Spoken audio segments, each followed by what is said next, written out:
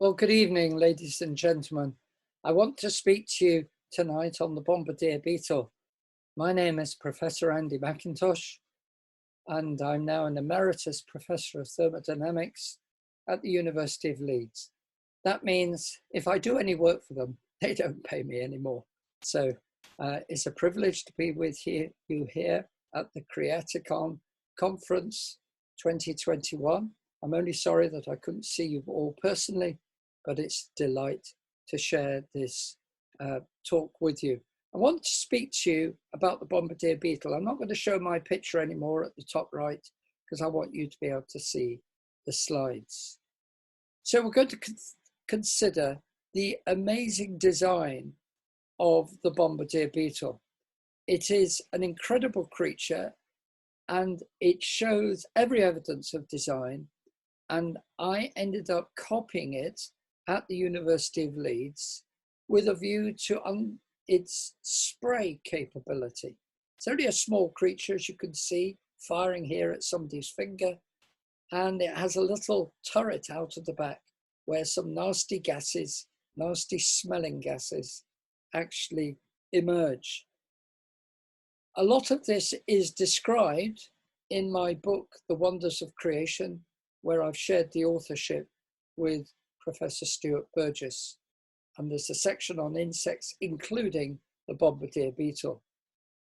Let's consider the whole issue of learning design from creation and the whole issue of what we call biomimetics, which means learning from nature to apply innovation in engineering. Some people would say, well, you believe in a God of the gaps. You believe that if you don't understand something, you say God did it. What I want to show you is an important principle just right at the beginning, because it's not what we do not know about these creatures, the bombardier beetle included, which shows to us design. It's what we do know. And it's totally the other way around to the way people think.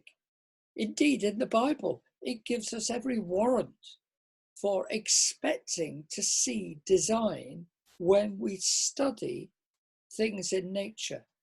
For it says the invisible things of God are clearly seen, being understood by the things that are made. That is in Romans chapter 1, verse 20.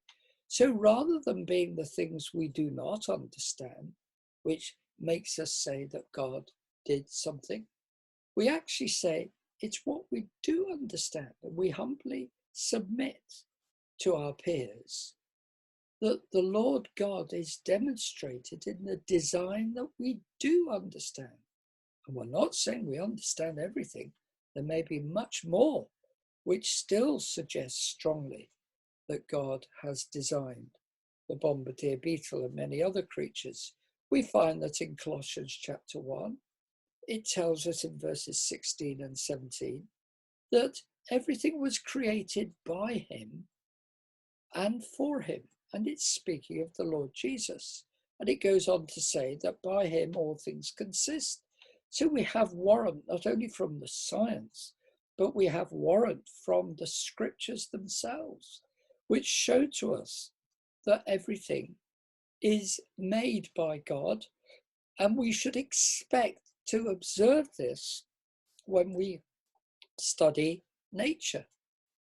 It says in Hebrews 11 that things which are seen were not made of things which do appear. It came from the mind of God, all these amazing creatures.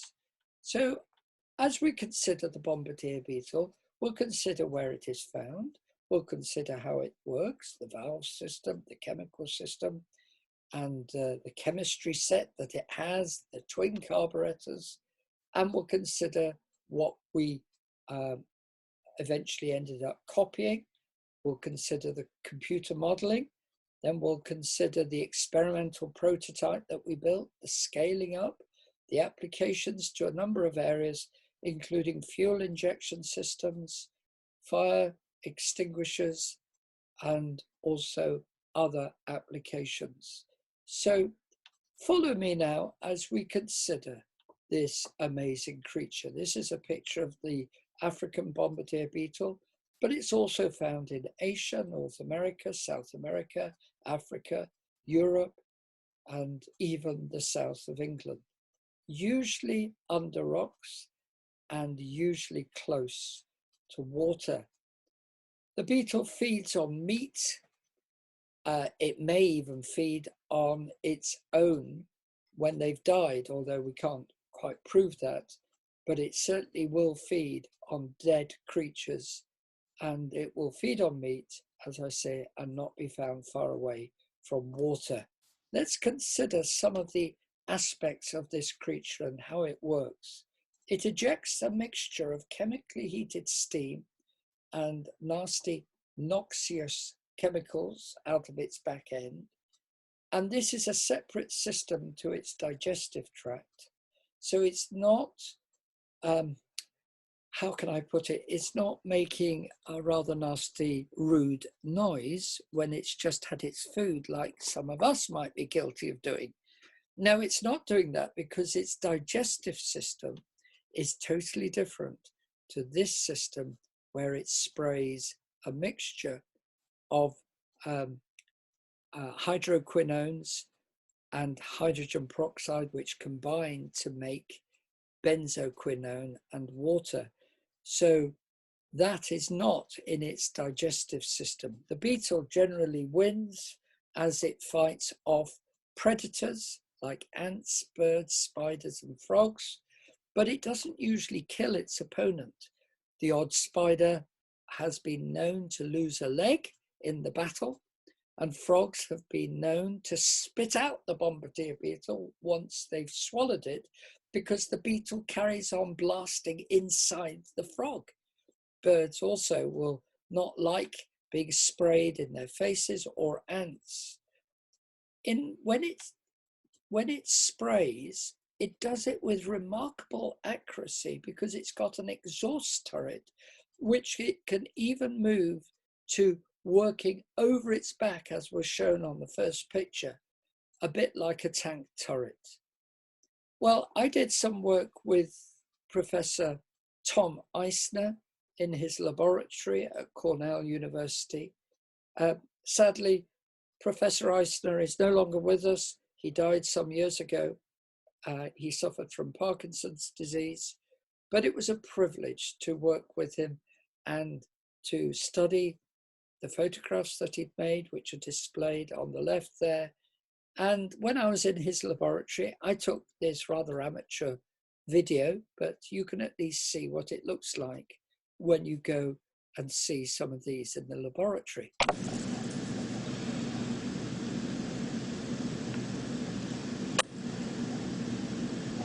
That's what you actually hear. Let me play it again.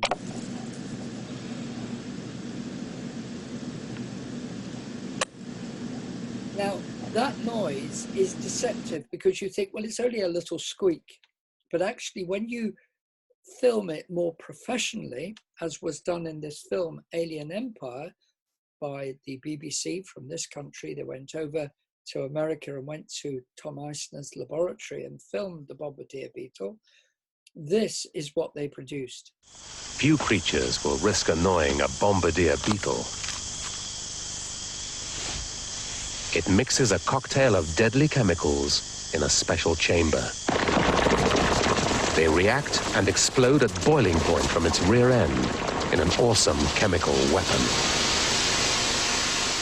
And I think you'll agree with me that it really is an awesome chemical weapon that is being shown. When you get down to the beetle size and you see things the way the beetle sees them, this is quite a strong weapon that it's using. I'm going to show you now some more detail as we look at the bombardier beetle in the laboratory.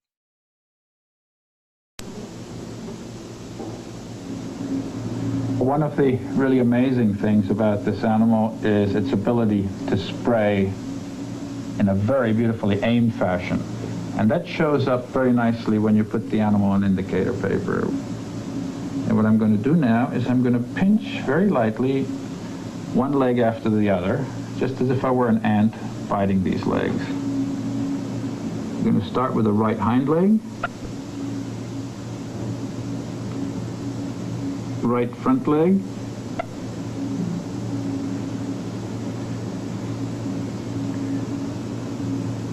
left front leg,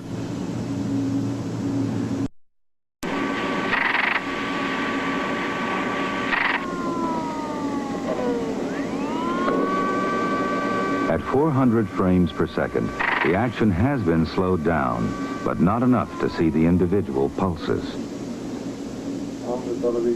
So they went to a lab and filmed the beetle at an even faster speed, at an incredible 4,000 frames a second.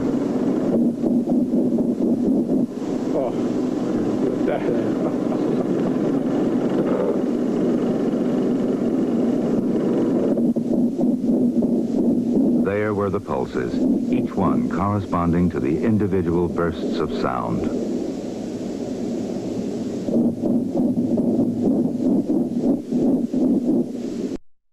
So what really this has shown, just to explain, is Professor Eisner understood that there was a series of blasts going on.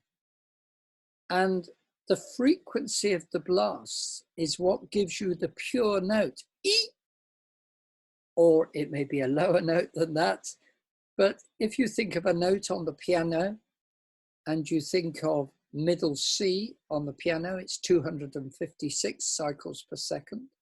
If you go to the C above that, it's 512 cycles per second. And therefore, if you hear the notes, it must mean that there is a vibration which is at that particular note. And it's a pretty pure note that you hear from the bombardier beetle. And it's directing this blast in any direction it wishes, which shows to you that there is this turret that I mentioned. Well, as we studied the beetle, we realized that we looked at the electron micrographs that Professor Tom Eisner had shown to me, and as we looked at them closely, we could see that there was actually an important valve system, which Professor Eisner was aware. You're looking here at the exhaust system of the bombardier beetle.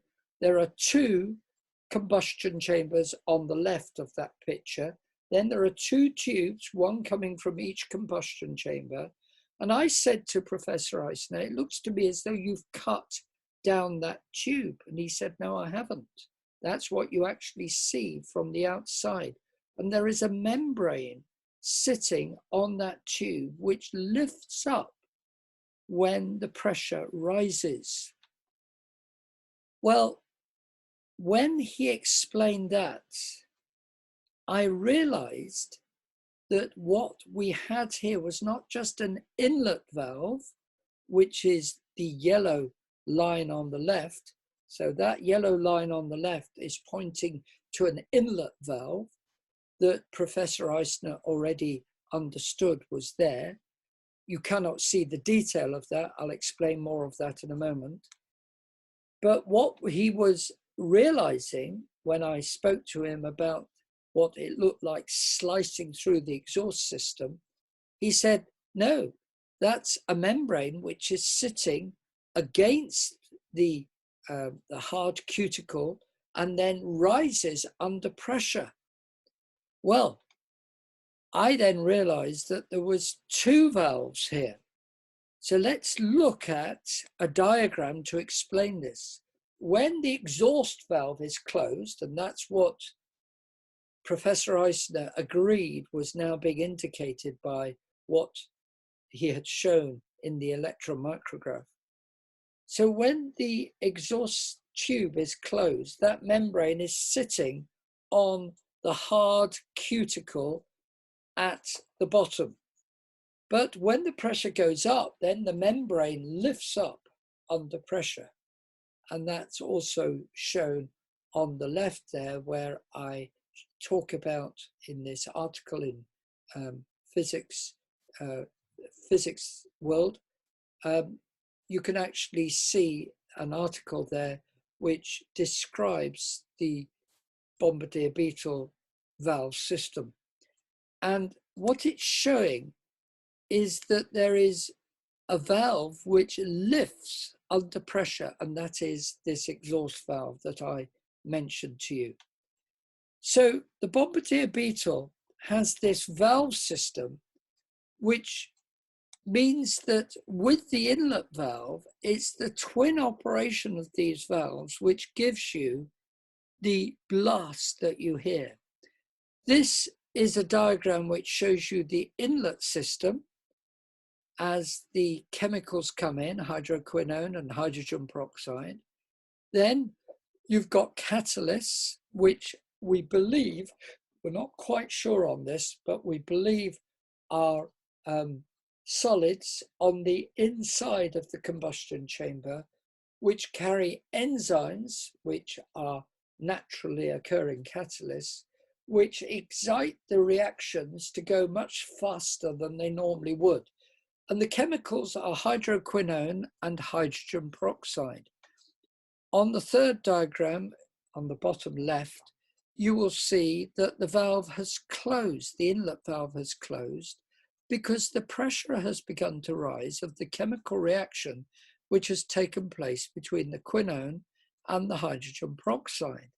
And then in the last diagram, the pressure has dropped after there's been an exhaust, and now the inlet valve opens again and more fuel and oxidant, hydrogen peroxide, comes in. Now, what's important to see is that there is a fuel inlet valve, which is closed, and the exhaust valve opened at high pressure. But the finding of a sophisticated pressure release valve at the outlet, which is the red line there, is very significant, because that's what we ended up copying. The idea of two valves operating such that you could produce a high pressure blast from the system. You know that probably during the war there was this V1.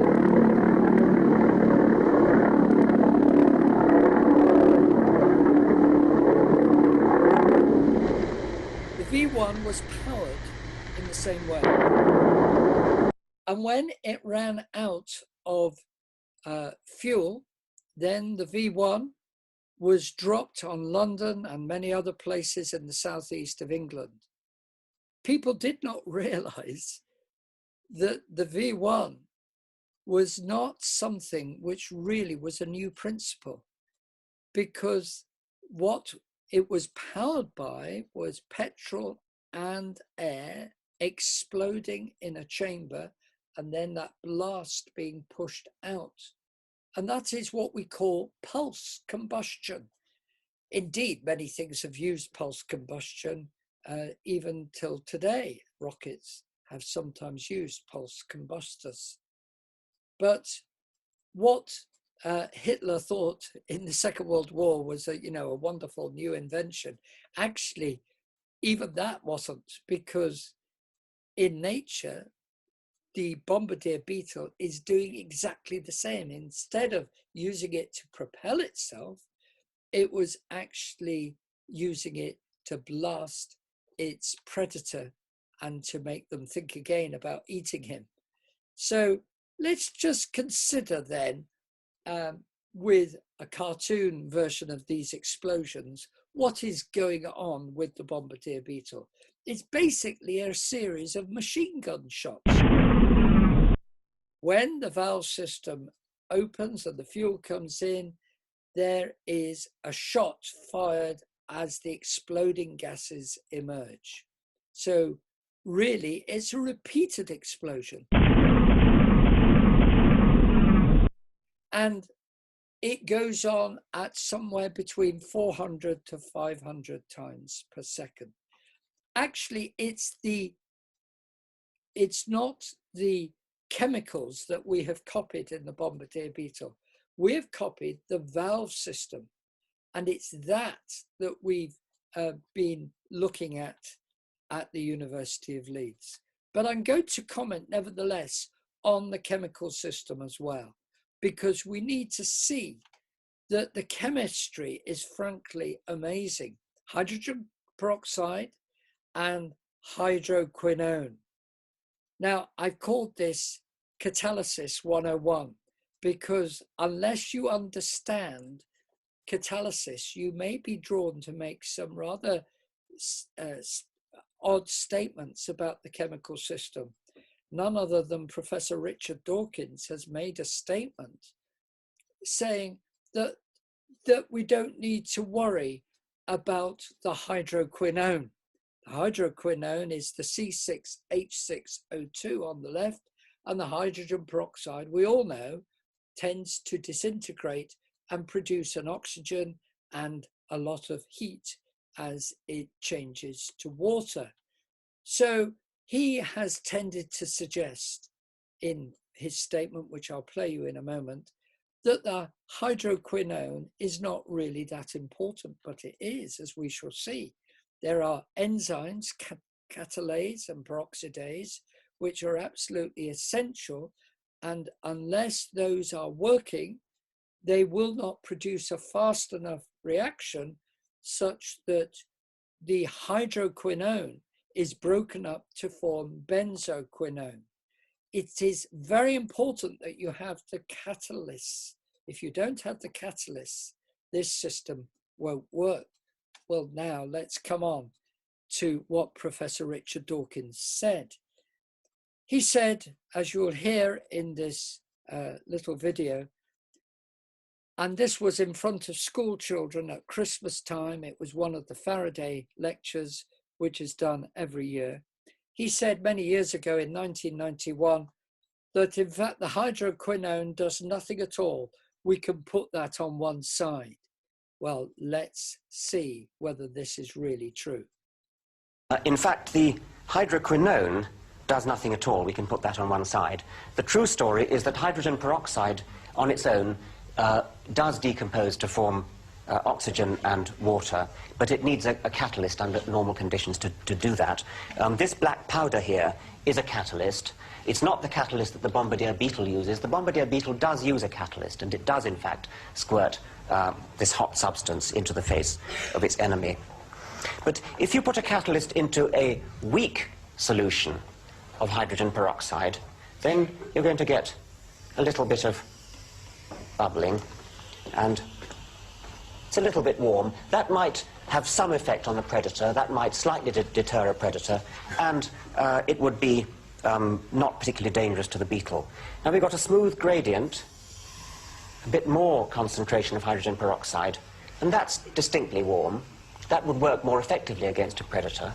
And by moving gradually up the slope, gradually increasing the concentration of hydrogen peroxide, we can end up with...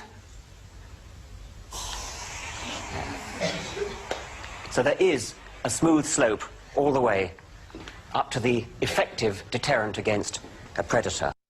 So you see what he's trying to do. He's trying to tell us that the bombardier beetle, just by gradual changes, can actually form its defensive mechanism over time. But frankly, he's missed something vital, because, as I told you, just straightforward Catalysis 101, where we consider the fundamentals of catalytic chemistry, tells you that you must have the hydroquinone catalyzed, and of course he admitted that. He admitted that there is a catalytic reaction going on, but it's not just the hydrogen peroxide, which he admitted needs a catalysis or a catalyst in order to work, but it needs, the hydroquinone also needs that catalyst, because then it forms hydrogen. We don't quite know what the catalysts are made of. It could be this solid fiber within the combustion chamber, but whatever it is, it's a very important part of the chemistry. So let's look at Catalysis 101. And I'm telling him through this lecture that he needs to have understood catalysis properly, because it's when you see that these catalysts are going on within the chamber and causing the hydroquinone as well to be broken up, then you begin to understand the real force in terms of heat of the reaction. There is a lot of heat needed, first of all, to break up. Drop it straight down the center.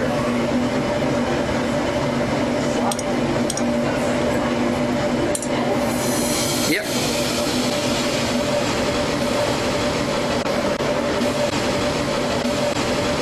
That was a platinum catalyst. Platinum catalyst. And now as your quinones form, see that's orange? Yes, that's the orange. Thank you for showing me this, Garth. This is excellent. Yeah, that orange there would be your benzoquinone. The bottom orangey color.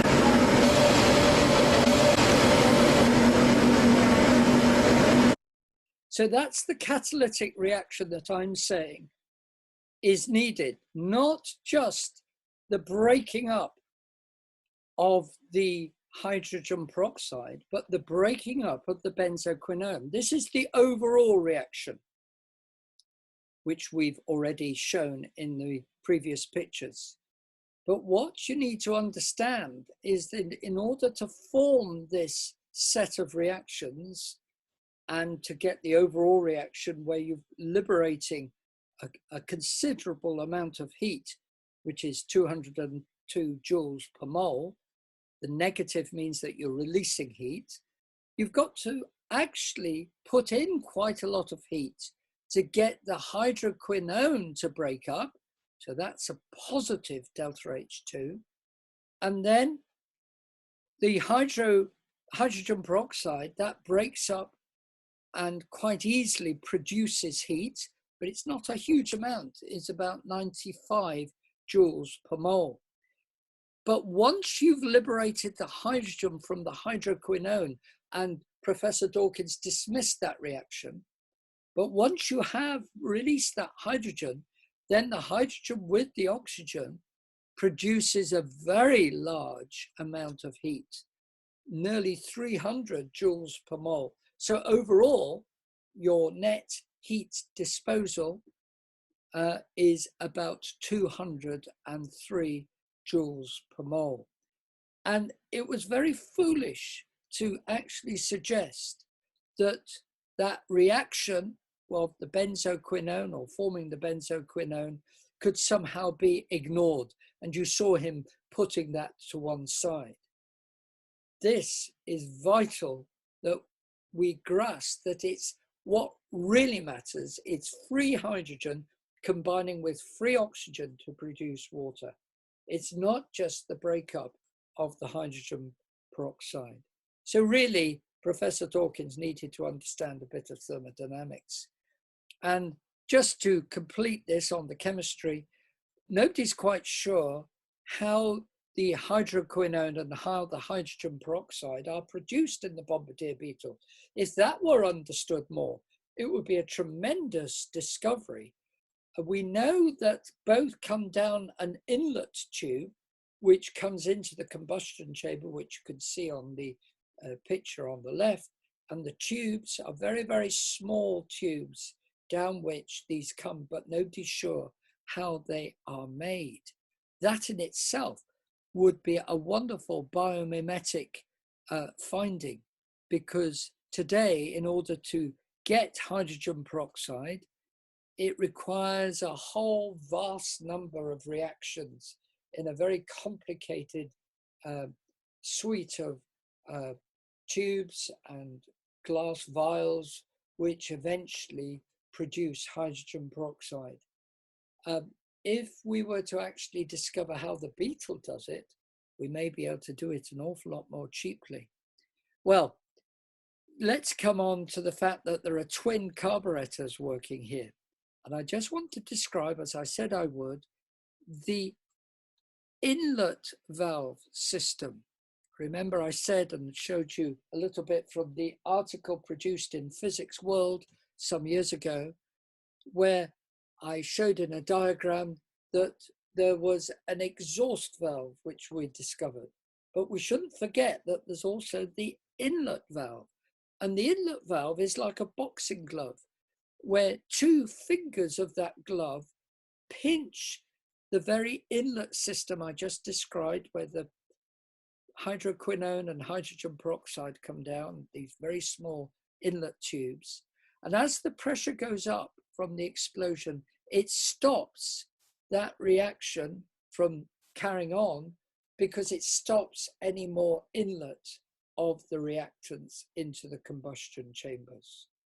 So just to show you that both these combustion chambers, both these carburetors, if you like, thinking of a motorbike engine, that both of them are going on together. It's like having a twin carburetor system, and both systems are operating together.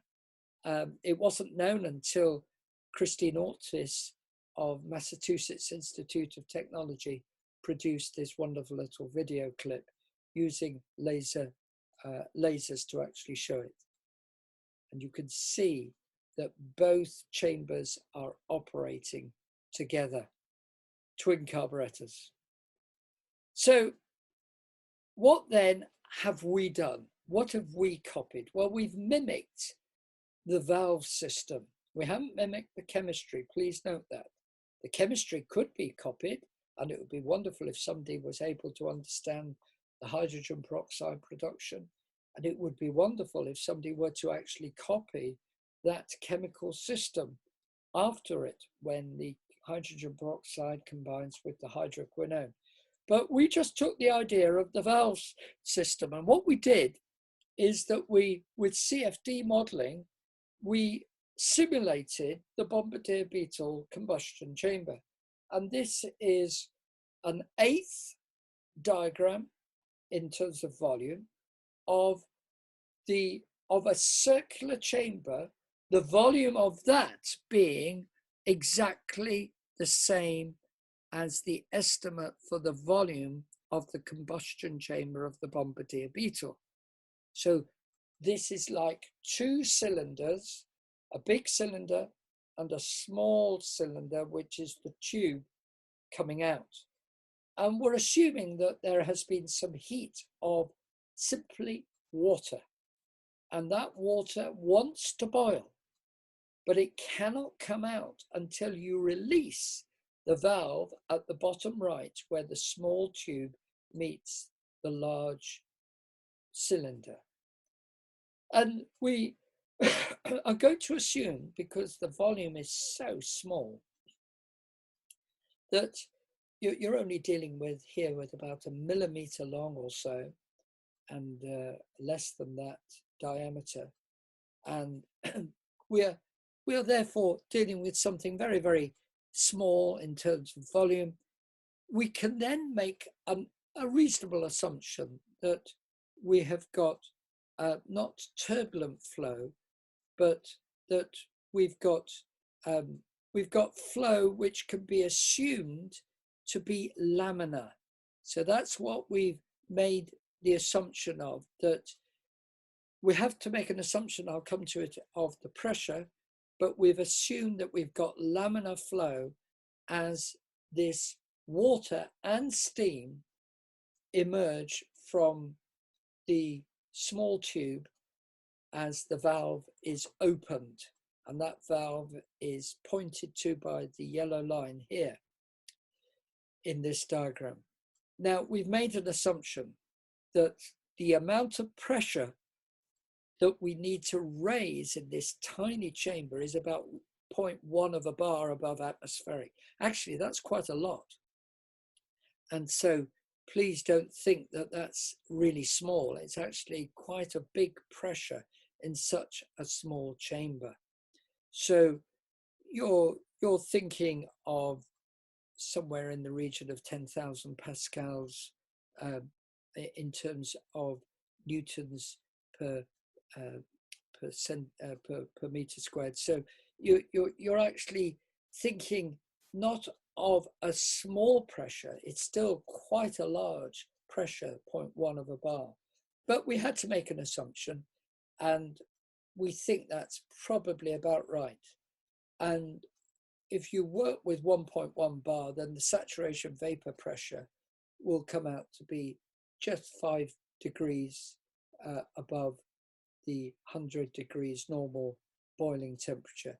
So at that pressure then, the valve is released, and then we set the clock going, which you'll see going at the top right, for seeing all the water vapor and the liquid, the water liquid, come out.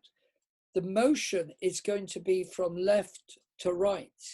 We've assumed, for the sake of argument, because we're running a 2-phase program here, this was some years ago and it's CFX, but these days it will be ANSYS and other computer packages used. But this is a steam volume fraction on the left. So if it's red, it's vapor, steam, in other words. If it's blue, it's water. And if it's in between, it's either warm water or else it's become fairly hot steam. And of course, if it's right at the top, then it's red, but it's still steam if it's brown. And you'll see that there is a motion which appears to go from right to left, but actually it's all the steam and the water is coming out from left to right. And we're assuming, just for the sake of argument, that we've got steam there already because we don't want to deal with 3 phases with air as well. So now we set things going. We open the valve and now we watch what happens. And you see that gradually there's much less blue inside, and the blue is now becoming steam, which finally emerges from the tube at the bottom right. And you see the clock going at the top right. Finally, it reaches 2 milliseconds or thereabouts. Eventually, then it goes even further to 3 milliseconds. 3 milliseconds would be equivalent to about 300 cycles per second or just over.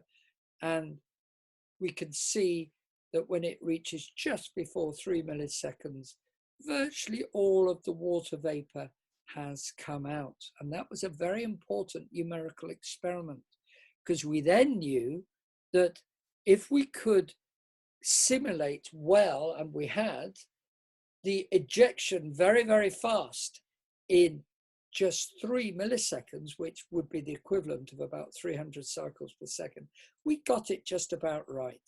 We couldn't do that, by the way, without having everything under pressure.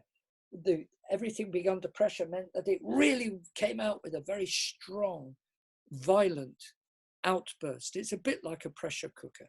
So that cleared the way with some money supplied by an entrepreneur from Sweden who had set up a company called Swedish Biomimetics 3000. That, and we were very grateful for that, that then meant that we could build an experimental facility to show this spray system. And the spray system we built was about 20 times the 1 millimeter chamber of the bombardier beetle.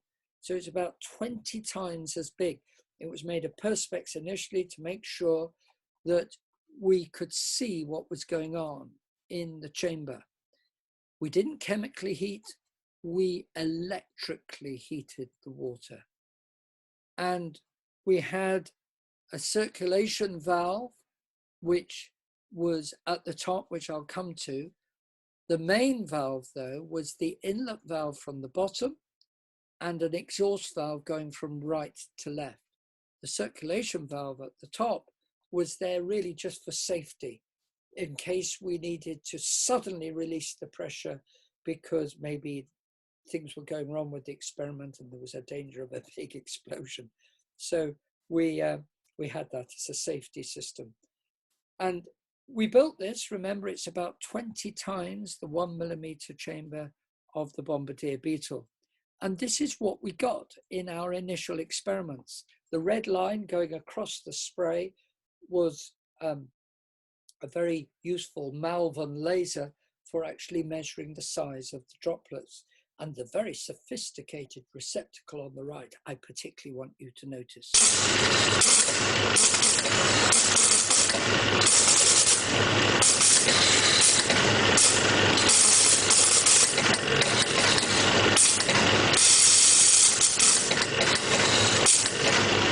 Well, I think you'll agree with me that that was very impressive right at the beginning of our experimental career. I'm not used to doing lots of experiments, particularly using great big plastic bins to receive the water.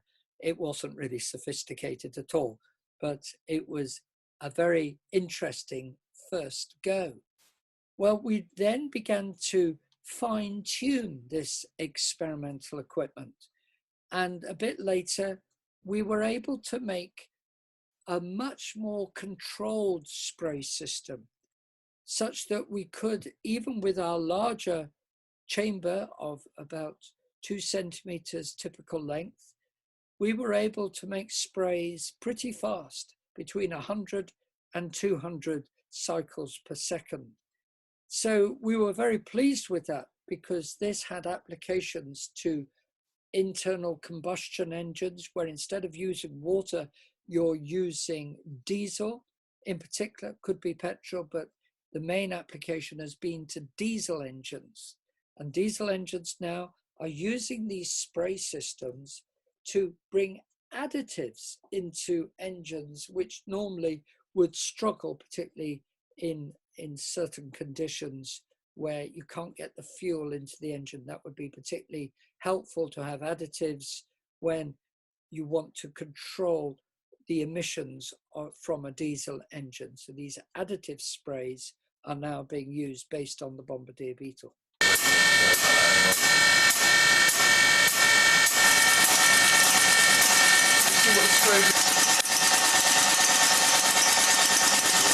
So we were very encouraged to actually get such sophisticated spray systems using the bombardier beetle. So the major features of the beetle are that it has very precise catalytic chemistry, a precisely timed inlet valve and an exhaust valve. A controlled vapor explosion is really taking place. It has a sensory mechanism to gauge the location of an attack from a predator. We haven't copied that. Neither have we copied the chemistry, as I've been at pains to tell you. It's got a movable turret, which it can direct the exhaust fluid in any direction it wishes. It can produce hydrogen peroxide and hydroquinone, and it's 400 to 500 cycles per second. And it can maintain this for about 2 to 3 seconds. So that means that it's doing about 1,500 or even 2,000 blasts, then it will stop, then it will do some more again from the same combustion chamber. And it can keep that going for about 10 sets of blasts. And so it's a pretty nifty creature in what it can do. Now, the applications, we talked about the design features of the beetle, but the applications are great. This is an example of pulsating combustion, and it's an example in nature. As I told you, the V1 in the Second World War was not the first time that pulse combustion had been used, at least in earnest. It is a classic example of biomimetics, because we've now copied that to produce a similar system based on only the twin valve system, where we are directly controlling the on-off of each valve. It's an active control system, whereas the beetle, of course, is a passive control system.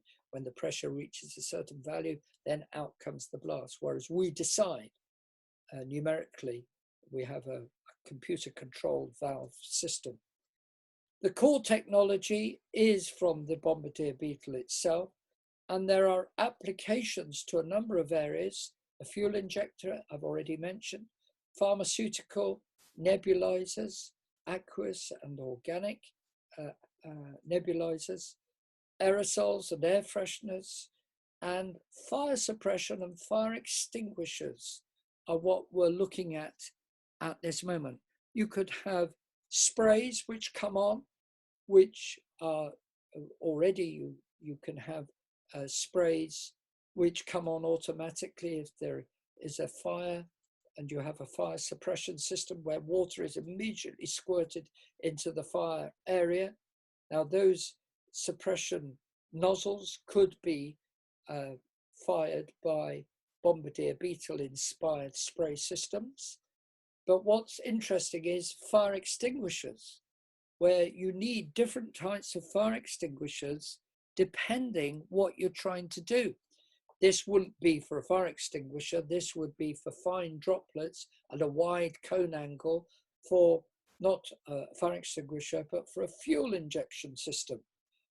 So this is an example of that, of a particular experiment where we had a very fine spray, and that's what's being used in the diesel spray system that I mentioned.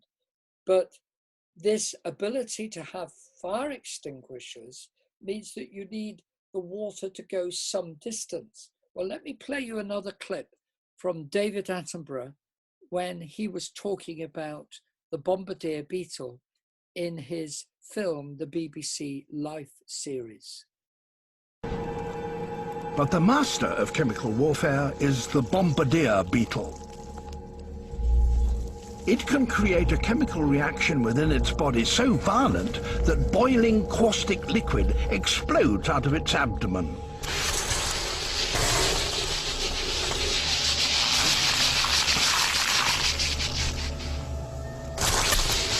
By pulsing the jet 500 times a second, it keeps its rear end just cool enough to prevent it being cooked.